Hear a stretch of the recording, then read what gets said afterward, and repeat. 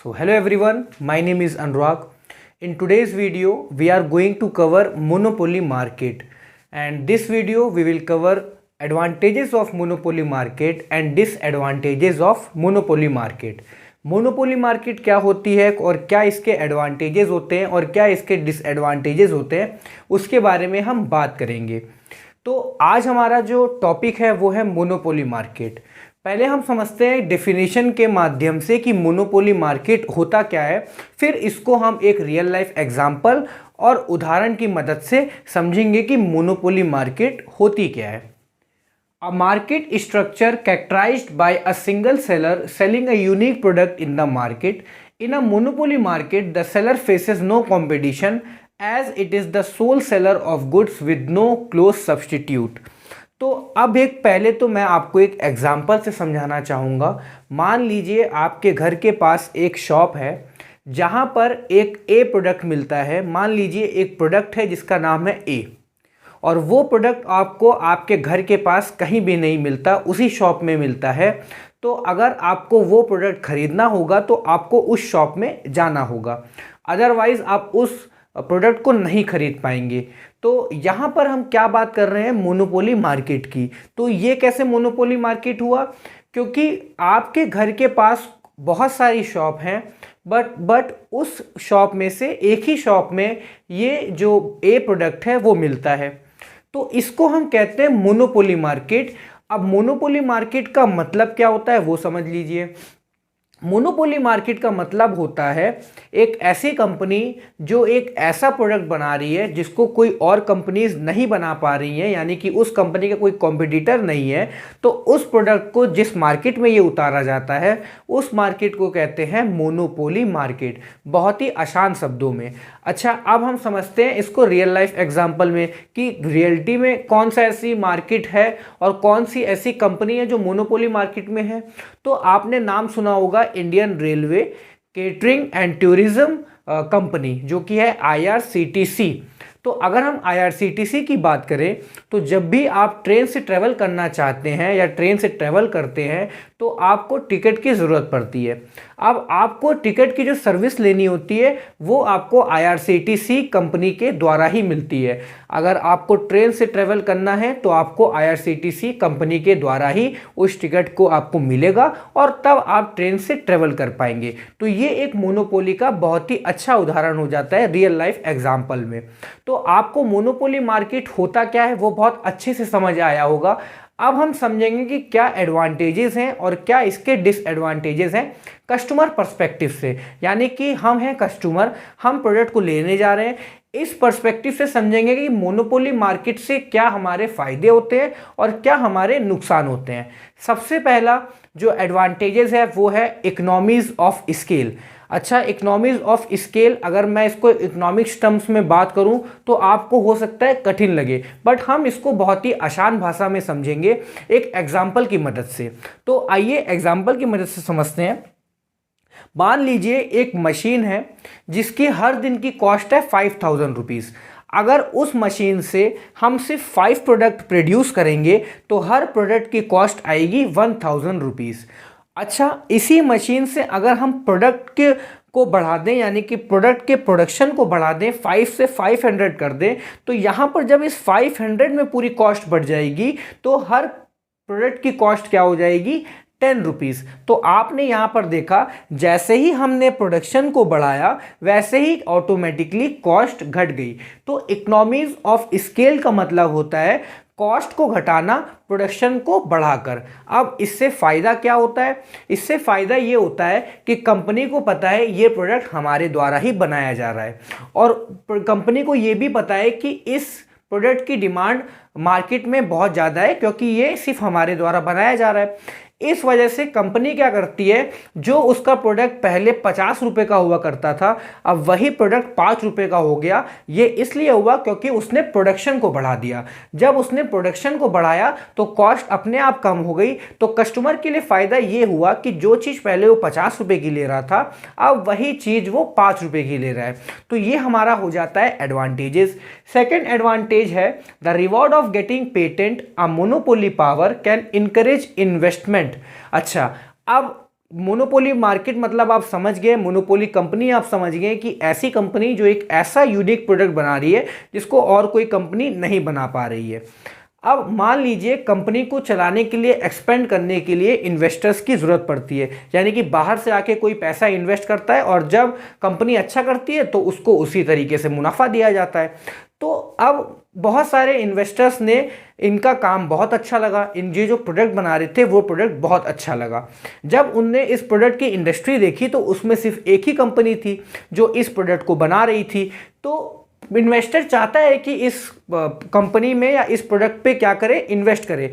तो उसको जब इन्वेस्ट करना चाहता है पैसा, तो उसको सिर्फ इसी कंपनी के पास जाना होगा अपने पैसे को इन्वेस्ट करने के लिए, क्योंकि इस प्रोडक्ट को बनाने के लिए और कोई अदर कंपनी मार्केट में नहीं है। तो इससे क्या होता है, कंपनी के पास अच्छा खासा इन्वेस्टमेंट आ जाता है और इस इन्वेस्टमेंट से वो क्या कर सकती है, रिसर्च एंड डेवलपमेंट के मदद से एक प्रोडक्ट को और अच्छा बना सकती है और कस्टमर को और अच्छी फैसिलिटीज़ और अच्छे स्टैंडर्ड में प्रोडक्ट को जो है डिलीवर करा सकती है। इससे कस्टमर के लिए ये फ़ायदा होगा कि उसको अच्छे से अच्छा प्रोडक्ट और अच्छे से अच्छी क्वालिटी में मिलेगा। थर्ड है sources of revenue for the government. हम जानते हैं कि जो हमारी गवर्नमेंट होती है उसका खर्चा जो लोग जो होते हैं, सिटीजन होते हैं, उनके टैक्सेस यानी कि जो उनको इनकम मिलती है सिटीजन्स को, उस इनकम में से कुछ percent as a tax government को देना पड़ता है। तो उस टैक्स से जो गवर्नमेंट होती है वो उसकी गवर्नमेंट की क्या हो जाती है, इनकम हो जाती है और फिर वो जनरल पीपल के बीच में यानी कि डेवलपमेंट के लिए काम करती है। अच्छा, कंपनी के साथ क्या होता है, कंपनी जब मुनाफा कमाती है यानी कि प्रॉफिट कमाती है तो उसमें से कुछ हिस्सा जो है वो गवर्नमेंट को दे देती है, यानी कि टैक्स के फॉर्म में गवर्नमेंट को दे देती है। और गवर्नमेंट के लिए क्या मिल जाता है, गवर्नमेंट को मिल जाता है ये उसकी इनकम, जिसे हम इकोनॉमिक्स टर्म्स में रेवेन्यू कहते हैं। इससे क्या होता है, जो गवर्नमेंट के पास जो अच्छा खासा पैसा आ रहा होता है वो जो जितने भी जनरल पीपल हैं, जितने भी सिटीजन्स हैं, उनकी डेवलपमेंट के लिए लगाया जाता है या रोड बनाई जाती है, जो भी गवर्नमेंट के अपने काम रहते हैं उसके लिए, स्कीम निकालना उसके लिए लगाया जाता है। इससे फायदा ये होता है जो भी जनरल पीपल हैं उसके लिए, जो भी गवर्नमेंट काम करना चाहती है तो गवर्नमेंट के पास यहाँ पर रेवेन्यू अच्छा खासा कलेक्ट हो जाता है, जो कि फिर वो फर्दर डिस्ट्रीब्यूट करती है सिटीजन्स के बीच में।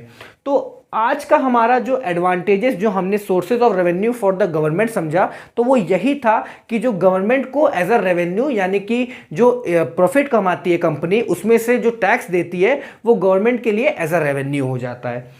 लास्ट एडवांटेज है firms who become monopolies may just be very efficient, successful and innovative।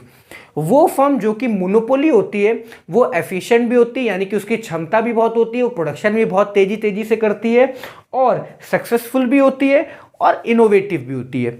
Innovative ऐसे होती है क्योंकि इस कंपनी के द्वारा एक ऐसा प्रोडक्ट बनाया जा रहा है जो और कोई कंपनी नहीं बना पा रही है। तो इससे जो कंपटीशन की भावना होती है तो वो तो बिल्कुल खत्म हो जाती है कंपनी के सामने। कंपनी अब इनोवेशन पे ध्यान देती है, रिसर्च एंड डेवलपमेंट पे ध्यान देती है, उनके जितने भी एम्प्लॉयज़ हैं, एम्प्लॉयर हैं, वो रिसर्च पे ध्यान देते हैं और कोशिश करते हैं कि और अच्छे से अच्छा प्रोडक्ट को बनाकर क्या करें, कस्टमर को दे।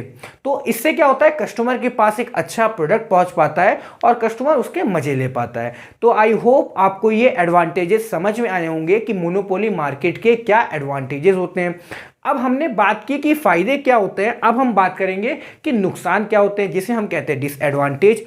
सबसे पहला डिसएडवांटेज है हायर प्राइजेस फॉर कंज्यूमर्स।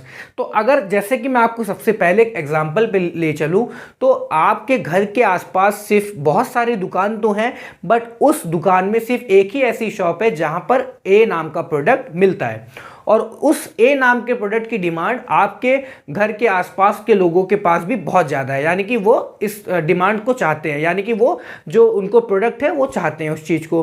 तो अब अगर कोई भी कस्टमर उस प्रोडक्ट को लेने जाएगा तो उस शॉप वाले की क्या होगी, जो है उस प्रोडक्ट की डिमांड बढ़ जाएगी। उससे शॉप जो कर रहा है, शॉप जो चला रहा है, शॉपकीपर क्या करेगा, उस प्रोडक्ट की कॉस्ट को बढ़ा देगा ज़्यादा मुनाफा कमाने के लिए, ज़्यादा प्रॉफिट कमाने के लिए। इससे क्या होगा कि जो कस्टमर है उसके पास जब एंड प्रोडक्ट जो पहुंच रहा है उस पर प्राइस बहुत ज़्यादा उसे देनी पड़ रही है, उसके पास कोई अदर ऑप्शन नहीं हो पाता है, क्योंकि अगर उसको प्रोडक्ट लेना है तो उसी कंपनी के पास जाना पड़ेगा, उसी शॉपकीपर के पास जाना पड़ेगा जो इसे बेच रहा है, क्योंकि उसके पास कोई अदर ऑप्शन नहीं है कि यहाँ पर कोई दूसरी कंपनी का प्रोडक्ट ले ले, क्योंकि उस प्रोडक्ट को बनाने वाली सिर्फ एक ही कंपनी है और उसके अलावा कोई भी इस प्रोडक्ट को नहीं बनाती है। तो इससे क्या होता है, जो कंपनी होती है और जो शॉपकीपर्स होते हैं वो प्रॉफिट देखने के लिए क्या करते हैं, डिमांड देखने के लिए क्या करते हैं, डिमांड जैसी बढ़ती है वैसे अपना प्रॉफिट भी बढ़ा देते हैं। इससे क्या होता है, जो कस्टमर है वो जो है पिस जाता है। पिस जाने का मतलब ये हुआ कि कस्टमर को जो है बहुत नुकसान होता है, उसको पता है कि ये चीज 100 रुपए की बट वो 120 में ले रहा होता है क्योंकि उसकी नीड होती है। सेकेंड डिसएडवांटेज है एक्सप्लॉयटेशन ऑफ कंज्यूमर्स। हम जानते हैं कि प्रोडक्ट को बनाया जाता है, उसके कुछ स्टैंडर्ड होते हैं, कुछ क्वालिटीज़ होती है। अब ऐसी मान लीजिए मोनोपोली कंपनी है, वो प्रोडक्ट को बना रही है, उसके भी कुछ स्टैंडर्ड होंगे और कुछ क्वालिटीज़ होगी। अब कंपनी ये जान गई है कि हमारे प्रोडक्ट को ही कस्टमर यूज़ कर सकता है क्योंकि उसके पास कोई अदर ऑप्शन नहीं है, तो वो क्या करती है, उसी प्राइस में 100 रुपए के ही प्राइस में जो पहला स्टैंडर्ड दिया करती थी अब उस स्टैंडर्ड को कम करके उसी 100 रुपए में दे रही है। ये कंपनी भी और ये कस्टमर भी जान रहे हैं कि अब जो प्रोडक्ट की पहले जो बात हुआ करती थी, जो क्वालिटी हुआ करती थी, अब वो क्वालिटी नहीं है। बट यहाँ पर कस्टमर के पास कोई भी ऑप्शन नहीं रह पाता है कि वो दूसरा कोई प्रोडक्ट यूज़ कर ले, क्योंकि उस प्रोडक्ट को बनाने के लिए सिर्फ एक ही कंपनी है। तो इस वजह से क्या होता है, कस्टमर जो होता है वो एक्सप्लॉइट हो रहा होता है, और जो कि ये हमारे डिसएडवांटेजेस होते हैं मोनोपोली के। आज का लास्ट डिसएडवांटेजेस है dissatisfied consumers. Consumer is king. हम जानते हैं कि कोई भी बिजनेस होता है उसका मेन मोटिव होता है कि कंज्यूमर इज किंग, कि कंज्यूमर ही किंग है। कंज्यूमर के क्या वांट हैं, वो क्या चाहता है, उसी हिसाब से फिर जो बिजनेस होता है वो प्रोडक्ट बनाता है।